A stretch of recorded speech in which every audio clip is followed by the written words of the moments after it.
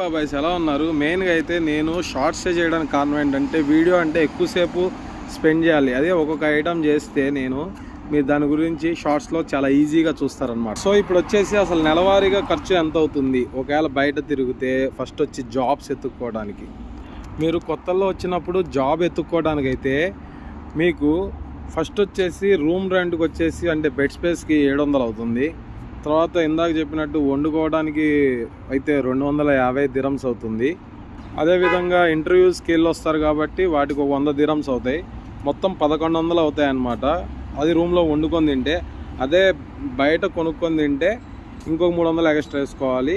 1100 కాదు, రూమ్లో వండుకునే వాళ్ళకి 1100 అవుతాయి. బయట తినే వాళ్ళకి అయితే 1400 దిరమ్స్ అవుతాయి అన్నమాట ఫస్ట్ నెల ఖర్చు.